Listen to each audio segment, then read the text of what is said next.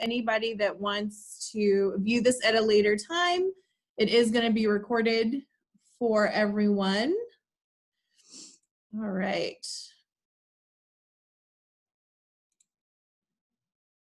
Okay, and there is a chat box in case you have questions during the presentation, but I did leave some time in the end for us to have some Q&A if you have some specific questions that you want to ask me as well.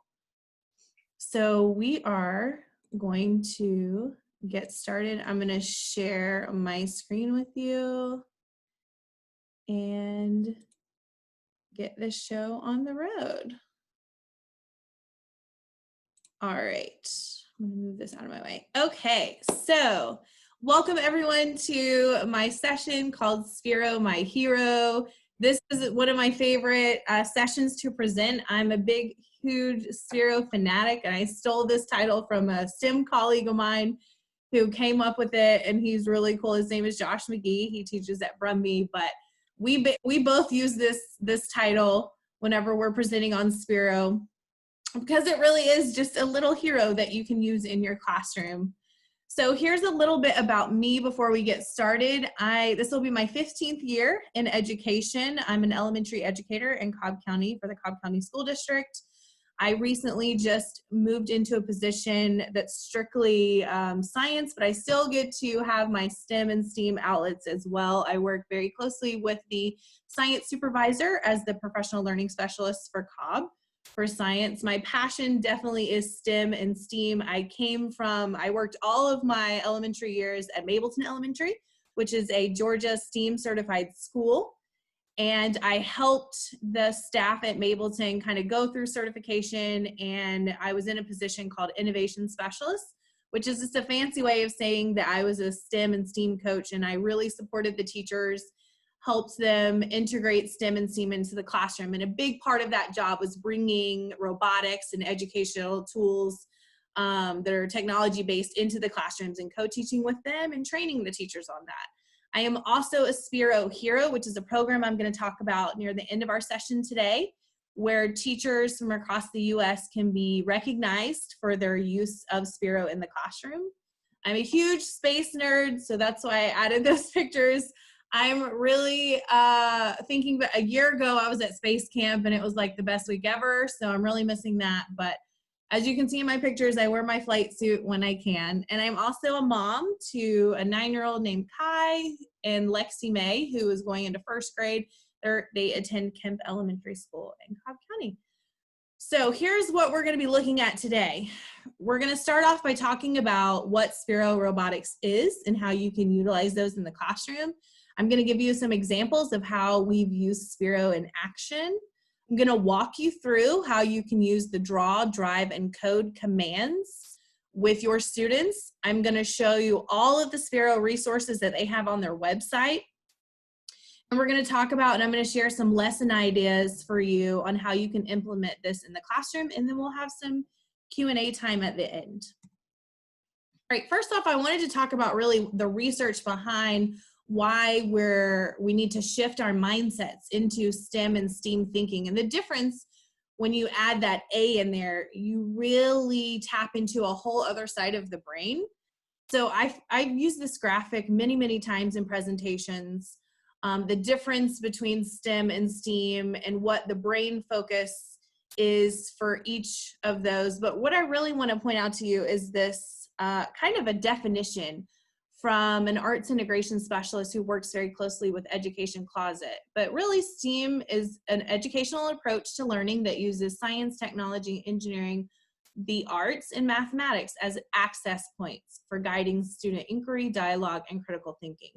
Just working at a STEAM school, I was able to see firsthand the benefits of integrating technology and integrating STEAM into the curriculum, the everyday classroom curriculum. You really allow for all students, your diverse students, they can really tap into different areas of the brain, and they're working collaboratively, they're using their critical thinking skills, they're communicating, and they're able to use their creativity. And this tool is going to allow you to give them that wow factor, and you will notice that student engagement increases tremendously. So what is a Sphero, Spark, and a Bolt? So I actually don't have it with me. I'm going to show you in just a second, but I have a robot with me here. So I'm going to walk you through everything, but really using robotics in the classroom to teach basics of coding and programming. The goal is here for students to develop a basic coding and programming language that they can then progress through all the way up into JavaScript and HTML. So this one little robot can actually take beginning students all the way to post-secondary students through learning how to code and program. You can draw paths or use blocks that represent code. It is app enabled, so you will need some sort of device for your students to operate these, whether that's an iPad, a mini iPad, even phones. But they also work with Chromebooks as well. And I'm going to show you that website. It's also web-based, so you can utilize that as well. And it really makes STEM learning accessible to all learners. So I'm going to show you this model. A really funny story about Sphero is that the very first iteration of a Spark was a white ball, and you couldn't see through the ball. And people were trying to destroy the outer shell of the Sphero robot to see what was making it work inside. Students were doing this. Teachers were doing this. So they thought, you know what, why don't we just make it visible so you can actually see what's on the inside? So this is a 3D model of what the Bolt looks like, and this is on their website. But this is a huge engagement piece that I used with my students. I can't see it, Alana. Oh, you can't. Okay, you can't. Can't see the model. It's because I am sharing my right here. There we go. There we go. Can everybody see it now? Okay, cool. I have to switch back and forth between screens. Okay, so this is the inside of the robot, and it allows students to see actually what it's made from, how it operates inside. So really cool, but they have this for each of their robots. So this is the Bolt, their newest Spark robot that has an LED matrix that I'm going to be showing you today. But I think this is just a really cool resource that Sphero has provided teachers and students so they can actually see how the robot works, the moving parts inside. And I think that's really cool. All right, so I am going to go back to my PowerPoint. Okay, here we go. Okay, so, nope. There we go, we're good. All right, so here are some examples of ways that we've utilized this Sphero to add the visual art piece. I'm going to give you lots of lesson ideas, but I just kind of wanted to start right away, getting you thinking about how you can utilize these in the classroom. So they can be used to create visual art. So here's some examples that we've done. This is a makerspace. I originally used these in my own classroom, and then when I moved into the coaching role, I would facilitate makerspace activities with the robots. So here you can see students they have an iPad in their hand, and these are kindergarten students, and they're just driving the robot. So when we start out with our younger early learners, we want to make sure that they understand that we can tell the robot to do things just by driving it with the joystick. And they are so used to this because this is how they do video games. They're joysticking all the time. So you can see that we've made color-coded and color mixing artworks with shapes. Second grade, we did the same thing by dipping the robot in paint, and they created some constellation artwork with that. Third grade, we move up. In second grade, we tend to jump at the end of the year to block coding. We want our third grade students by the end of third grade to kind of put some basic role commands together and some lines of block code so they can tell the robot to create some artistic lines. So we did that.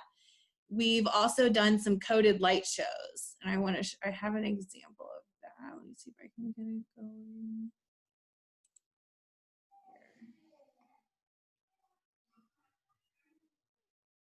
So this is an example of a light show that some fourth graders synchronized using the robots. And then you can see here is another video of some kindergarten students driving the robot.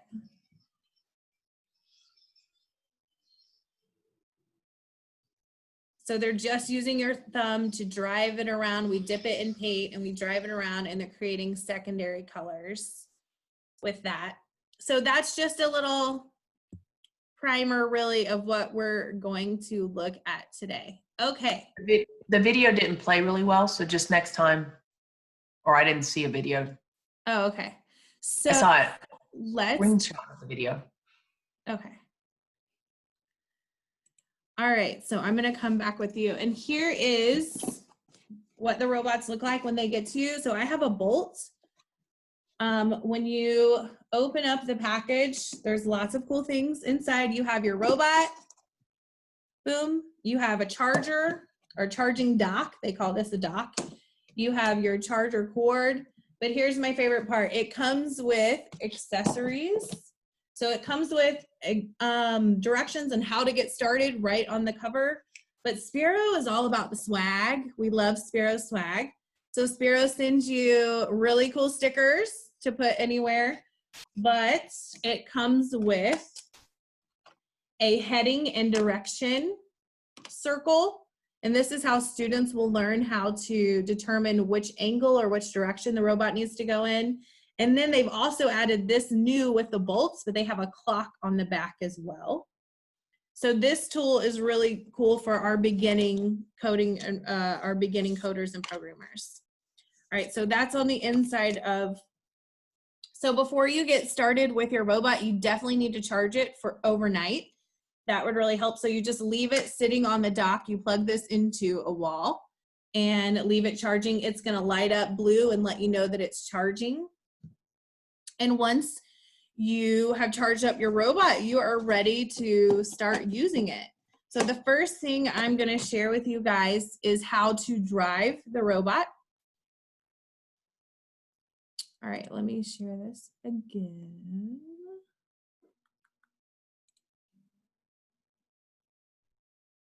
All right, where's my, here we go. Okay, so to drive the robot, you're going to need to download the app first. So the Sphero EDU app is, where's the, here we go.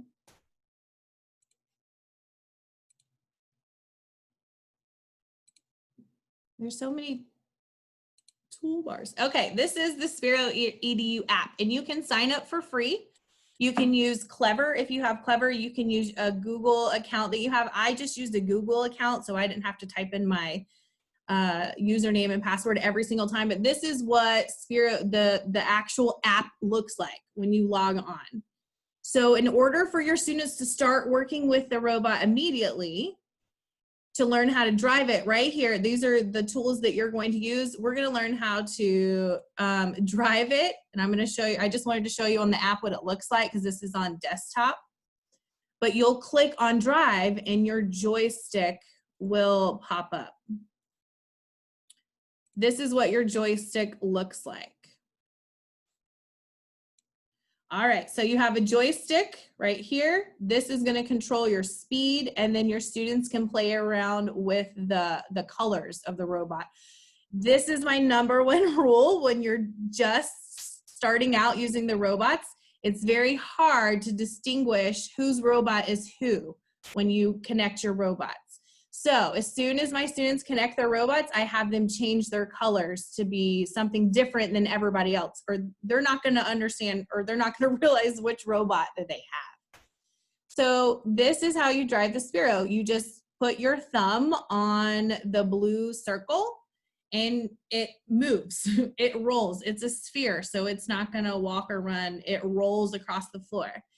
And the speed actually can be different when you're rolling on a tile classroom than a classroom that has carpet or a big carpet in the middle if you're doing it a whole group with younger learners like I usually do. So definitely keep the speed low and slow for my beginners. That's what I like to say. So driving is just joysticking. Again, there's tons of ideas for how you can introduce this with your students, and I'll show you those in a second. So driving is very basic. Once your students are comfortable with driving, they're going to learn how to draw with the Sphero. All right, so when you are ready to take this on with your students, say for example, second grade science, they learn the regions of Georgia, and you have a map of Georgia on your floor, maybe just the outline of Georgia with the regions of Georgia kind of outlined in black. You can have your students draw a path through the different regions of Georgia, stopping along the way to say a fact about that, because there is a speak command. So drawing is just very simple. You create a program, you click draw. You can see here when it pops up, you have options. You can draw, you can do block coding, or you can do text. Drawing is what you'll click, and then you always have to click on your compatible robot that you're going to use and click create, and you'll come to this drawing canvas. This is what you'll see on the app. All you have to do to draw and create a drawing program for your robot is use your fingers to create a shape on the canvas. What you need to remember every time that we create a program for our Sphero is that we need to aim our robot first before we hit start.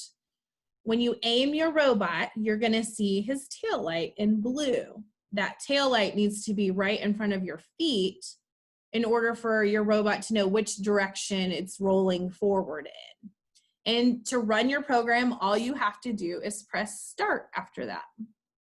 I'm gonna see really quick if I can share this again. I'm gonna share the actual, here we go.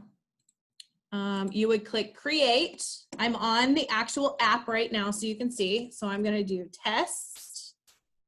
I'm going to click draw, and I have a bolt. And then it's loading my canvas. And then I can just use my mouse or my finger to draw a shape. That's lovely. That's a lovely shape right there. One rule of thumb with the drawing application is it has to be one solid movement, and it does not have to connect. But students will see, and you will see once you run the program, that the measurements are not precise. So a lot of teachers are always asking me, okay, does this, especially my math teachers, does each square equal this? Not necessarily. And you'll see that in a minute when we get to coding. So all I would do to make my robot run this shape is press start. And of course, it's not going to do that right now because my robot's not connected. But I wanted you to see what that drawing canvas looked like. So draw and drive are going to be for our beginning coders, all right? Draw and drive are for our beginning coders. Even if they're in middle school and high school, you'll want to start with draw and drive first. That gets them really excited for the next type of coding, which is block coding. Now, block coding is a little different. This was where we're really getting into understanding coding and programming. So we're actually going to tell the robot what to do block by block.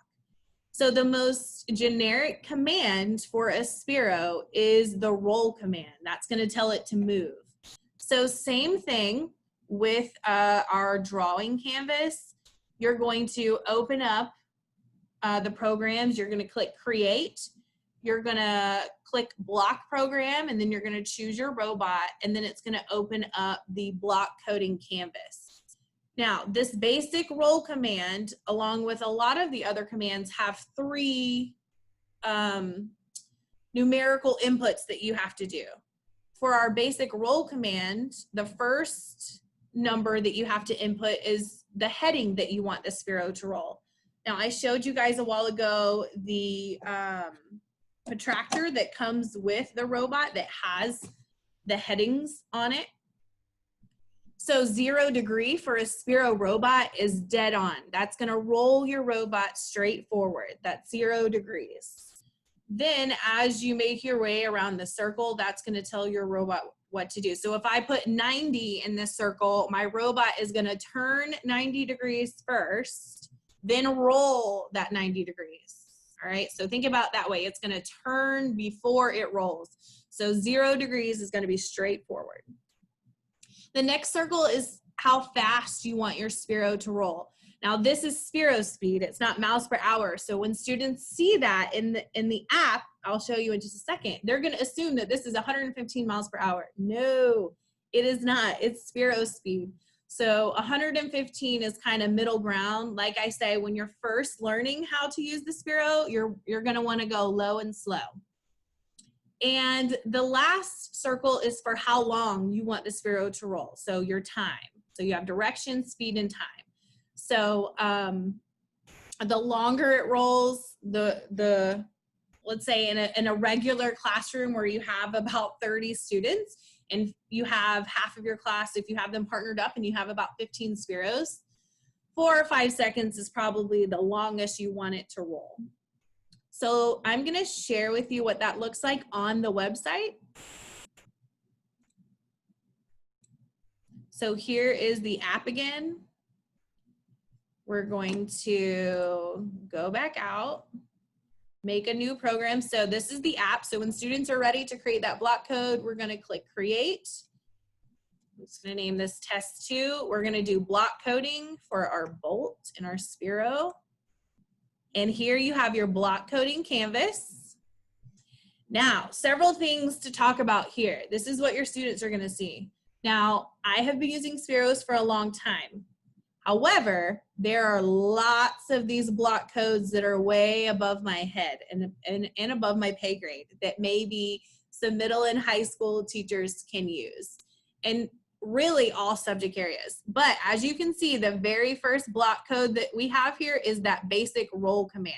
So here along the bottom are all the different block codes that you can use, and they're separated out by, I guess, what type of sensor it is. So you have all of your movement blocks here. Next, you have lights. Next, you have sounds. Then you have controls, that's your loops, your delays. You have your operators. These are your random kind of code sensors. You have different sensors that you can use, communications. I mean, there's tons, there's variables. You can get really in depth with it. But we're gonna just stick to the basics today.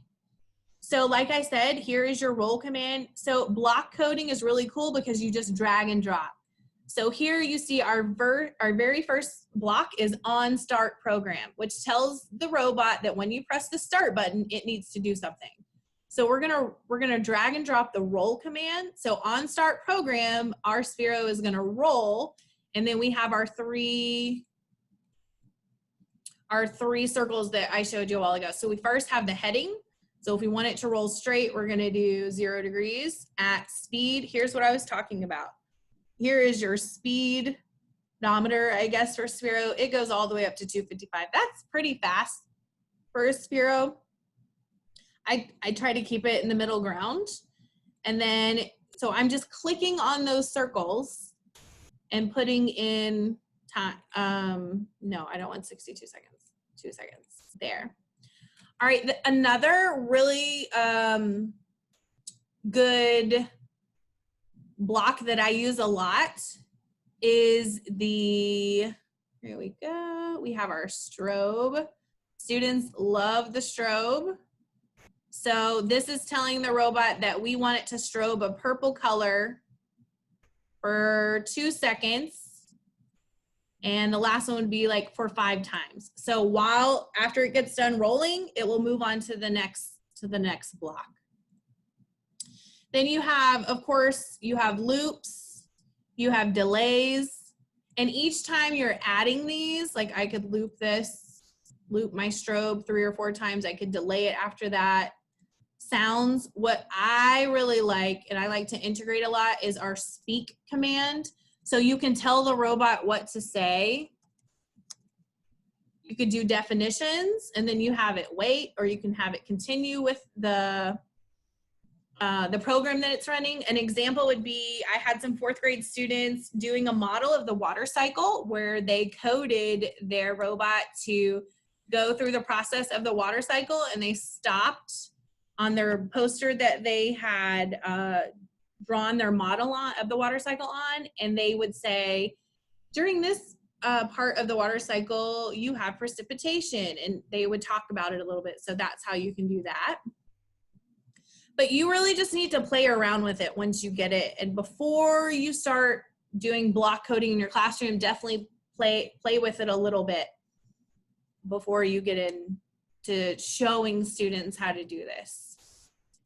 All right, I'm gonna come back really quick. Does anyone, okay. There's lots of people in the group chat asking questions. Okay, awesome. Hi, Robin. All right, we're gonna go back and go from here. Okay, so we've talked about driving, which is just joysticking. We've talked about drawing, where you use your fingers to draw a path on the drawing canvas. You press start and your robot does that program. We've talked about block coding, which is much easier for students because they're so used to doing a lot of drag and drop things in game-based learning. So honestly, when you use these with your students, you will notice that when you do a couple of block program activities with them, they will take over and show you things that you actually didn't even realize about. So let's talk about some Sphero resources, and then I'm going to share with you some lessons and activities that we've done and show you where you can find all this really cool stuff. So Sphero resources. Let's go back to the website, or actually it's the app. All right, so I'm going to get out of here. All right, on the top of the app, it might be on the bottom down here if you're using an iPad or a tablet. But up here, what I wanted to show you is these are all of the amazing resources that Sphero has provided for you. So up here, you'll see the heading activities. You have all of your content areas. You have grade level bands. So if I were to click on math for K2, these are activities that teachers have already done in their classroom and have allowed and agreed for Sphero EDU to share those with other teachers. So if you click on this activity, this is Shapes, Shapes, and Shapes. What you get basically is a free lesson plan. It tells you exactly what to do. So it tells you what the activities will do. So in this activity, it's for younger students to identify and describe basic geometric shapes and colors while learning about moving an object in space. So they're going to drive the spark to identify a given shape or color. They're going to program a path to correctly identify a shape and color using draw. And they're going to program a path to a circle given the shape or color using draw. So really they're just using draw in this activity.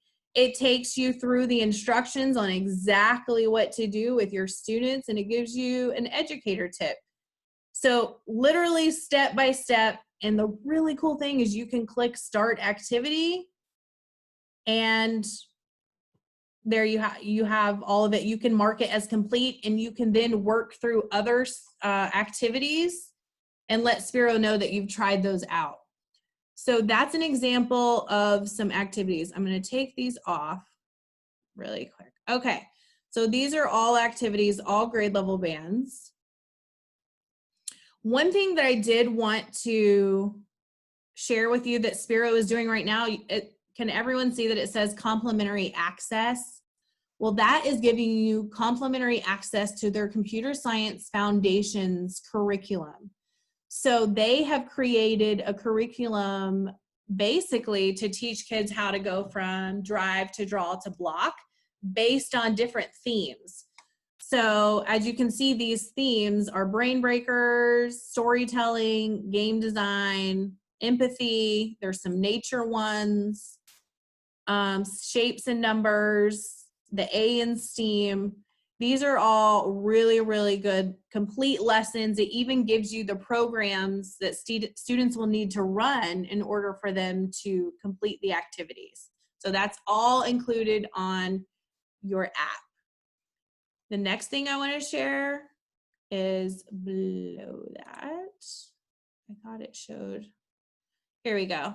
These are the courses. Those were all of the lessons that go with the courses, but really it's like Pinterest to me. I can rabbit hole down these and mark these that I want to do with students because there's just so many resources. All right, the next thing I want to share is the program. So here is where you go to create any program if you're doing draw or block coding. But a lot of programs have already been created for you.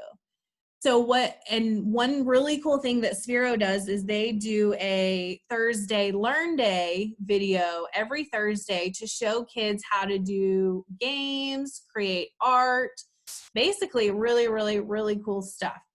They all upload those videos here. There's also some missions that students can do. But when you click on these, it gives you a really cool video plus the background behind how they created the code. And then it gives you the code that you can load onto your robot to see for yourself. So again, you would just have to like look through these and see what would match what you're trying to do in the classroom. All right. Let me go back to the PowerPoint. All right, so you have the program tab and you have the activity tab. All right, next, let's talk about the other materials that they have. So one thing that just got sent to me because I am a Sphero hero is the new Sphero code mat. It's a golf course on one side and a Sphero city map on the other side. And you can see that mat right here in the top right-hand corner. And this little sweet female coder right here is working on it. But what's really cool about these the activity mat is it comes with activity cards. Let me show you. This is what the activity cards look like. So this comes with the golf and cityscape map.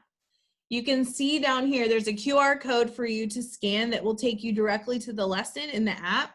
But what I like about them is it tells you first off, this is a drawing program. So this will work with our beginning coding coders and programmers. Tells you what the name of the activity is. So this is the hole-in-one challenge that they would use the golf course for. And then on the back of the card, it walks you step by step what the students do. So these are student friendly. So this is what you would put in the center, or if you were having them work in collaborative small groups. Also, yeah, it would be great for STEM nights. If you have science nights or STEM nights at your school, you could place these out with some robots and maybe one teacher facilitator that was comfortable with the Spheros to use. But for this one, it's the hole-in-one challenge. They're driving. It says place your Sphero robot on tee number 1, aim your robot, choose your color, create a new draw program, draw your robot's path without going over the lake or crossing the dashed line, challenge your classmates. So it walks them step by step. So again, on the bottom, it will tell you draw program, and it gives you a QR code for you to access that activity with the kids. The really cool thing about these activity cards is you get 3 sets. So they send you a box full of these activity cards and you get 3 sets. You have golf, you have city, and then you have another set of golf activities. So that's really, really cool. Love that.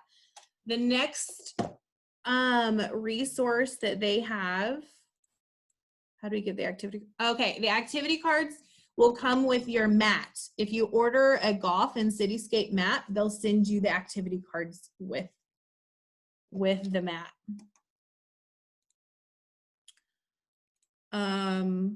Okay, so that's the golf and Sphero. This is the mat. The cards come with the mat. You can see that right here. Next up is Sphero has a mini mini robot. This is a Sphero mini. It is a quarter of the size of the actual robot. These are great if you just kind of want to try this out. You're not really sure if your school has funding for these types of robots in bulk, or you're not really sure if this is something that you would feel comfortable integrating in your classroom. Sphero minis run about $30 to $40, depending. Usually, like, look at Amazon, look at Sphero. Sometimes one's cheaper than the other, but minis are a great way to get started out. What's different about the mini, it's still app enabled. You use the same app, you use the same codes and things like that. But this robot has an outer shell, so you can pop that off, and you'll see how that one works on the inside as well. But those are really cool. Those come with little bitty bowling pins that you can use with it. So those are really cool. Then, of course, the Sphero Sparks are just like the bolts. It just doesn't have the LED matrix on the top. The Rover is their latest creation, and that's the car-looking rover, the Mars rover-looking robot right there. These are more advanced. I would suggest using rovers with maybe fifth graders, more geared towards middle and high. You can adapt those with Little Bits. Sphero just acquired the Little Bits education company, so they're making a lot of attachments, and they've even come up with some 3D printing files for some other accompaniments that can go on Rover. So I don't have as much experience with the Rover as I do all the other Sphero products, but nonetheless, like, a great tool for engagement in the classroom. And lastly, this is the Ollie. It's a cylinder. This robot actually can get up to 30 miles per hour, which is really fast for a robot.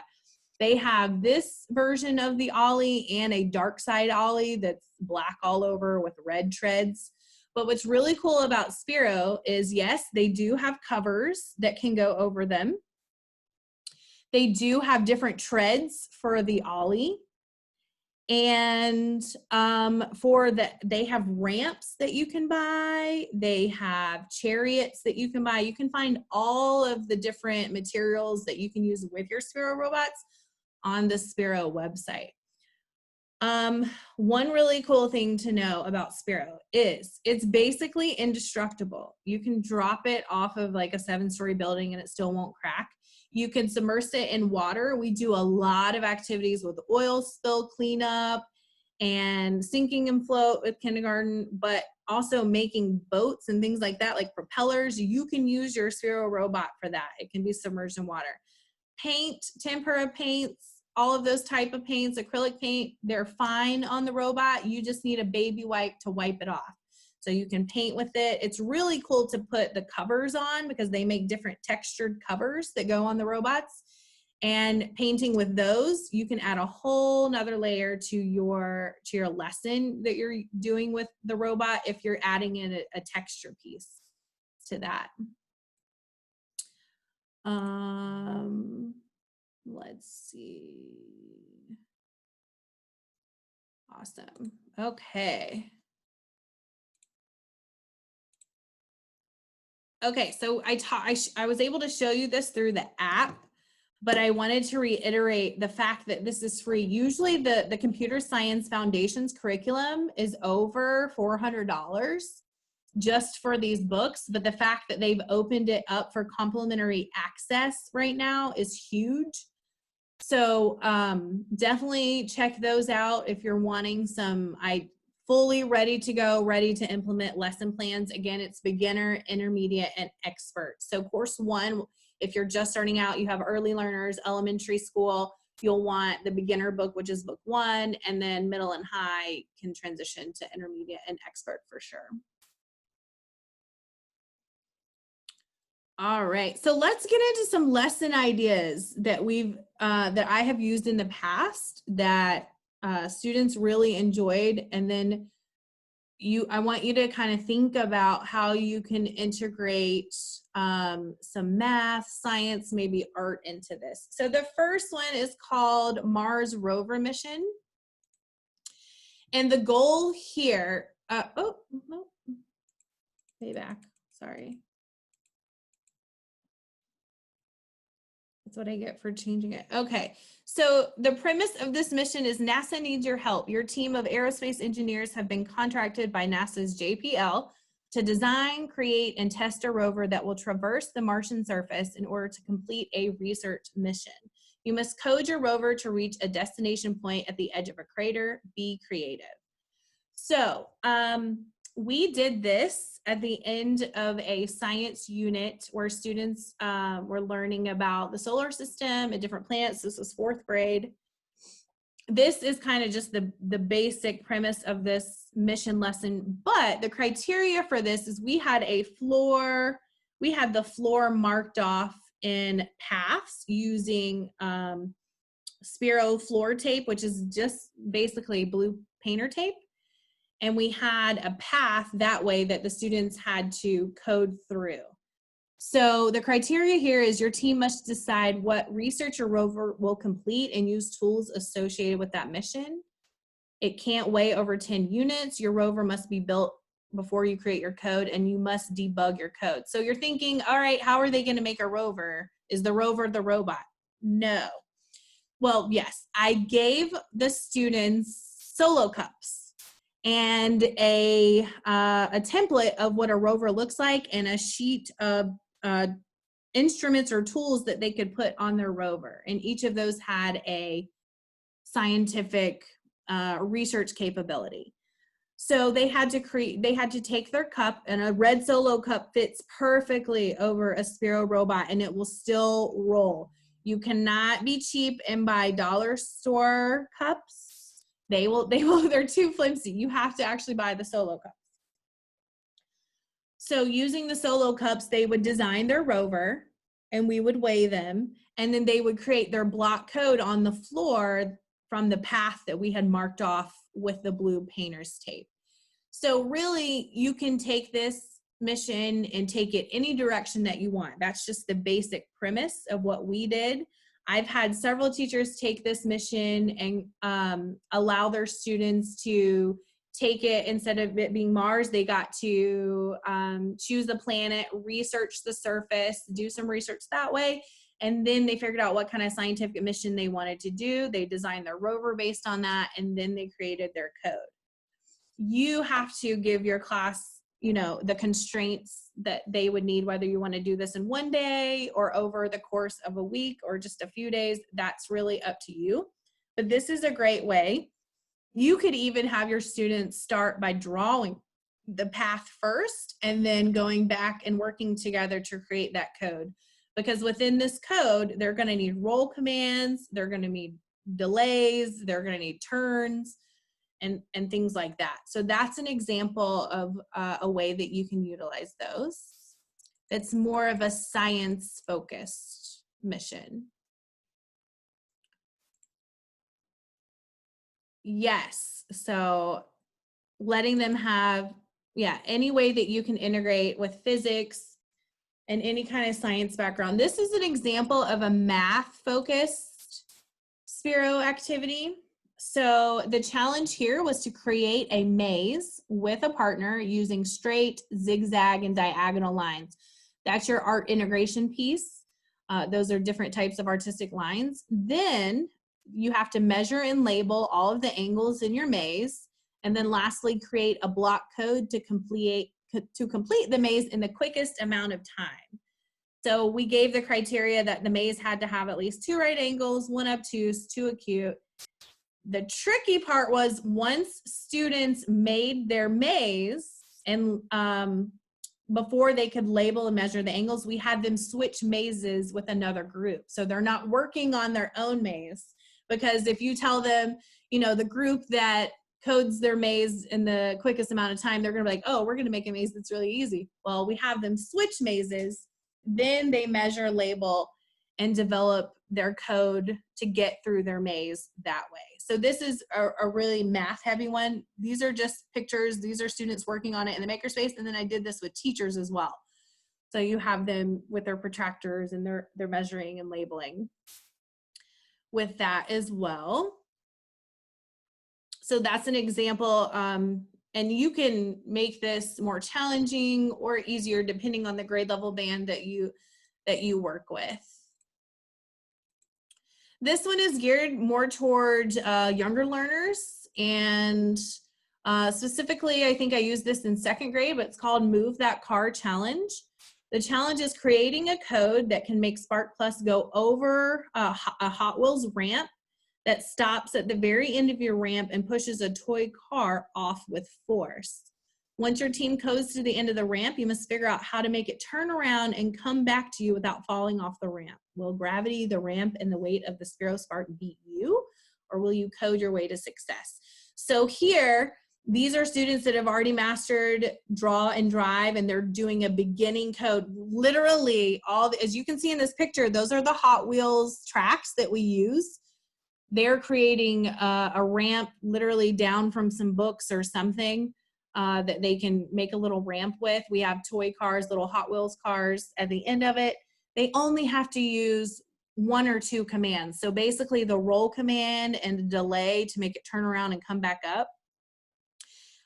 They catch on a lot quicker than you think they will. So you're just teaching them how to do that 1 command, 1 or 2, the roll and delay command, and they're pushing that car up and then rolling it back up the ramp, and that which leads to a discussion about gravity and force and how the weight of the Spark Plus affects the speed and really cool things like that.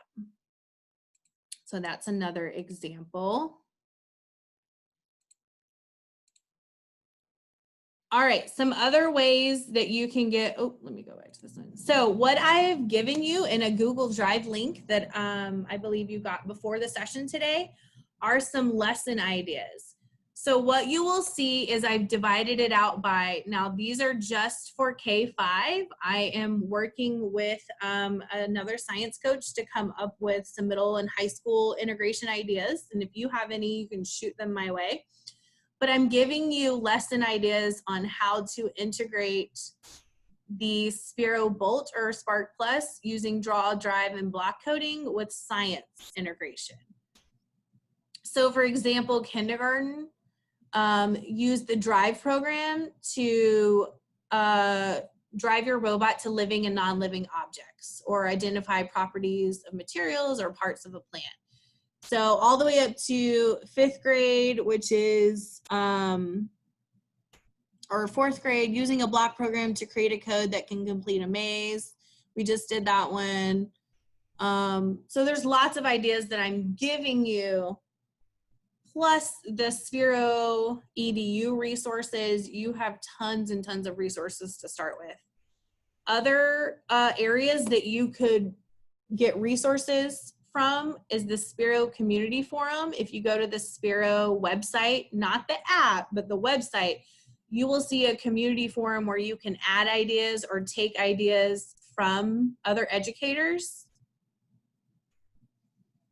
Yes, I will give, don't worry, we'll make sure you get the Google Drive link. Also, if you are so super comfortable with Sphero already and you're already utilizing that in the classroom or in your school, definitely think about applying to become a Sphero lead educator. It's basically a program that acknowledges the efforts that you are doing in the classroom with integrating robots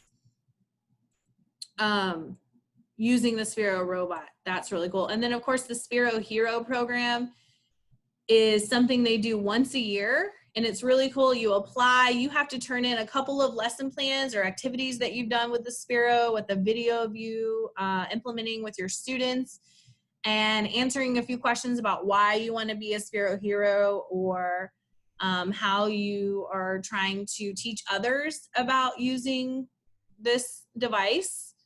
And what you get out of this program is you're kind of the first to know all the new stuff coming out. Like I just got this bolt and the activity mat and cards 2 weeks ago from the company. So they really take care of you and allow you to network with other educators that are using the robot. And so you can gain lots of ideas from other educators around the US that are using Sphero as well. I just wanted to share some more apps that I use a lot with my students as we do STEM and STEAM. Of course, for coding and programming, Sphero, but there's also Codable, Code.org, Tinker. There's another Sphero app that's called Sphero Play that you can also use with the robot, but it will not give you all of the lessons and activities that the Sphero EDU app does. The Sphero Play app is just for you to use the robot, draw, drive, and block, nothing else.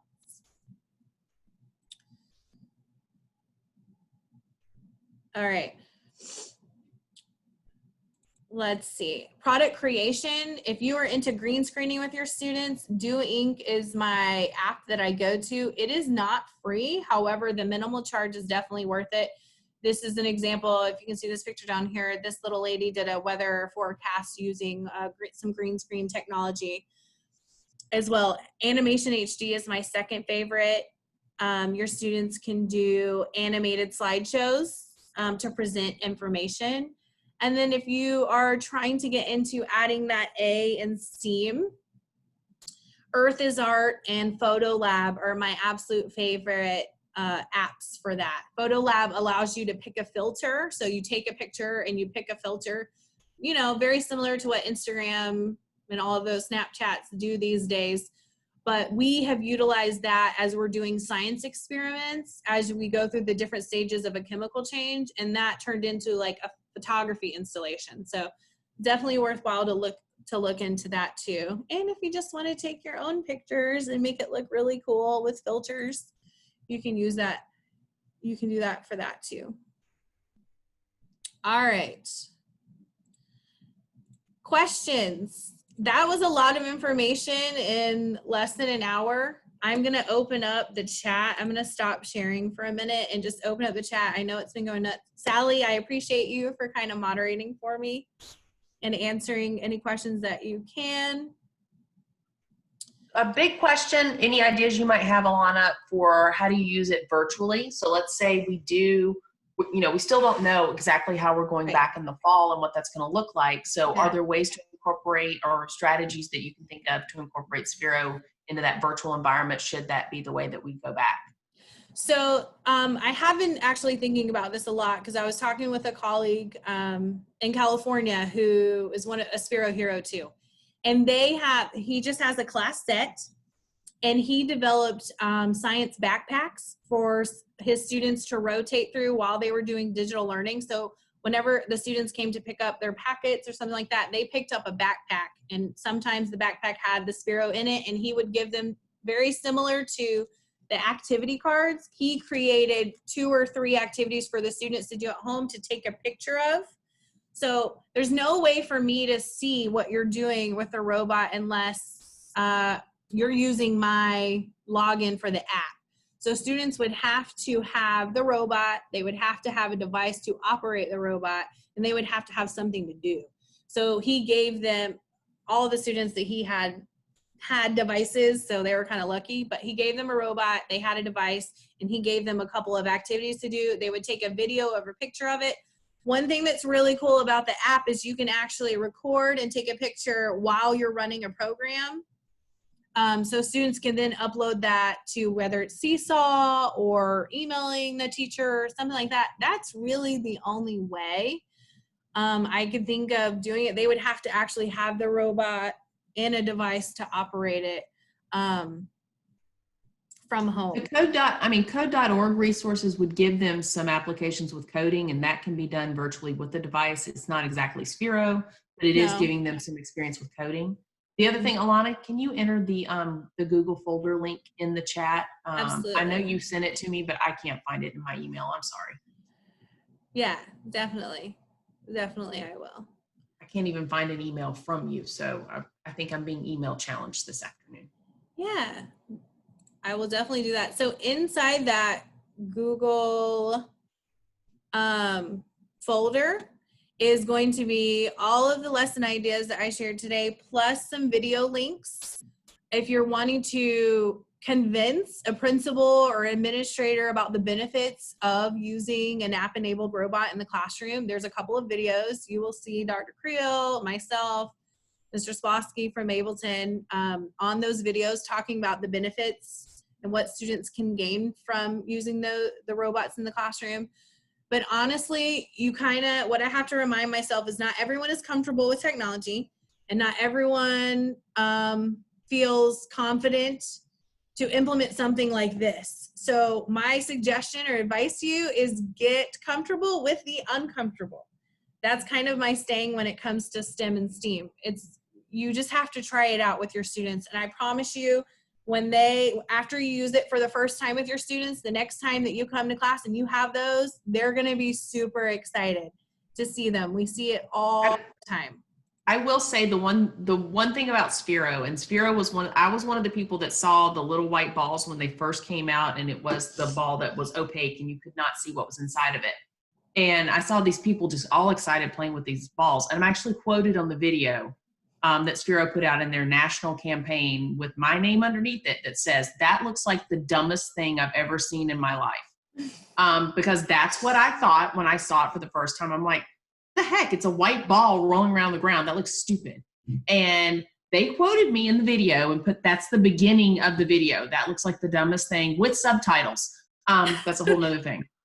Anyway, but the thing that I quickly learned about it, number one, I can't break it. So I don't really know a ton about coding, but the fact that I could pick this thing up and throw it across the room and not break it, that took away a lot of my fear. The fact that if one of my kids, which my kids are great at doing things, drop it in water somehow, I'm not going to break it either. So those things, that alleviated a lot of the fear there. And then in terms of putting a virus in it or whatever, it's not going to do that either. No. So all of those things took away a lot of my fear. And I'm like, heck, I'll just try it. Let's throw it out there. Let's see what happens. And so I was a lot more willing to play with something that wasn't super expensive. I mean, it's still expensive because, it's $150 or so for a Sphero bolt, but it was sturdy and my kids couldn't break it. I couldn't break it. So I was willing for us just to try it. And I didn't know what the heck I was doing half the time. And that actually was the cool part about it when I didn't know, because my kids were like, you have to do this and you have to do that. And we're all in there together. So that's my thing. Like Alana said, just get uncomfortable or get comfortable with the uncomfortable and just try it. I mean, yeah, just your kids try it. Like it. You're vulnerable and you don't know everything. They do. I mean, some of them will pounce on you, but still they like that you're willing to, be honest and open with them and try something new. And you're really learning with them, especially if you're doing it for the first time. You might even have a few students that have seen it before or been to a camp or a STEM camp, or even, they're all over the place now. So they might have already seen it. One thing I always love to say to the students I'm like, if you've never seen this before, have you guys seen Star Wars? Do you know what BB-8 is? BB-8 is a Sphero. That company created BB-8. So that kind of resonates. By the way, that is what you guys won. Those that won the Spheros today, they won the BB-8 Spheros. Yay! So that was the Sphero that we had to give out. I've ordered more Spheros. I haven't gotten them, y'all, so I don't have a way of giving away more, but I've saved you guys in the well, how about I'll give away my bolts that I have today to the person. Okay, let me do my random number generator. So that's how everybody's What winning. about if we do the person the farthest away? Ooh, okay. So in the chat, where are you guys live in Georgia, let us know where you're from. If you live Josh said he's from Rockmart. Anybody further than Rockmart? Oh wait, somebody said, we got Mississippi. Ooh, Seattle, Washington. I think that one's gonna win. Awesome. Let's see. Phoenix. Oh, Phoenix, Arizona. Seattle, Miami. That doesn't count if you're vacationing. No, we've had people from all over on here. This is awesome, everybody. All right. Anyone further than Seattle? I think Bridget's our winner then. All right, Bridget, if you will just stick. I think I have her in the prize chat. I'm gonna make sure really quickly. Okay. Yep, I got her. So cool. I'm just curious, Bridget, how did you hear about this? I was at the NCCE conference in Seattle right at the beginning of March before Seattle got shut down for COVID-19. And I was at a Sphero workshop, and one of the presenters said you guys had a fantastic STEM program, your county. And so I've been following your county ever since, trying to figure out how to bring STEM, what you guys, kind of modeling what you guys are doing. Awesome. Well, if you ever need anything, please reach out by email with Dr. Creel or myself. And we'll help you out in any way. That's exciting. That's what excites me. Like the fact that people want to try this and it's out there. It's really cool. Well, we have a great, we're very blessed to have a lot of educators that have been on these chats the whole time through. So everybody's been sharing the chat. If you haven't been following along in the chat, there have been several active users of Sphero that have shared great ideas all the way through. So thank you for everyone, just collaborating with everyone. It's phenomenal. We will post this video on our STEMCOB website. Our game, by the way, we're hoping it's ready the end of the week. They just ran into a couple of bugs when they're building it from scratch for us. We're the first ones trying to unveil this with them. So we're working with a software developer to actually build the game for us. And you know how that is, we're trying something new. So, Tasha's asking which county is our facilitator from. We're from Cobb County. So Alana is our science professional learning specialist in Cobb. And so what? Yes, thank you, Robin. We're very blessed to have her as one of our Sphero heroes locally. So that's awesome. But you guys will be able to join on, and anybody, Bridget, Tasha, anyone from outside the county, wherever, and those of us within the county as well, you'll be able to join and play along with that game. We have a lot of content. This session is actually one of the tiles in the game. So when you get to that one, you can already say that you've completed that task, and there'll be more prizes, of course, for playing along in the game. We'll be able to see all of that. So yes. Thanks, everybody. We appreciate you. Alana, anything else? No, that's it. Follow me on Twitter at Alana Davis 1233 or at Cobb Science. Follow at Sphero EDU for lots of really cool things.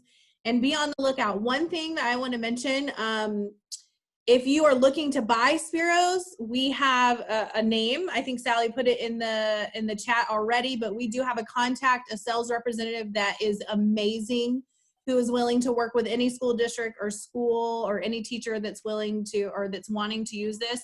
I'm not sure if they still do this program, but thank you.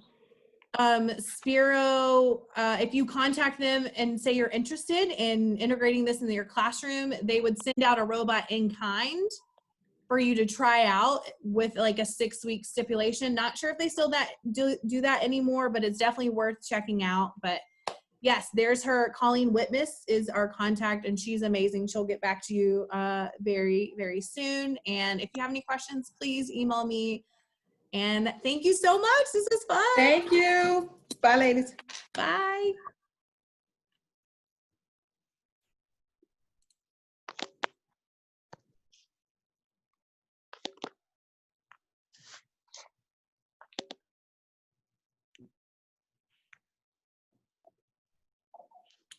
Bridget, are you still on?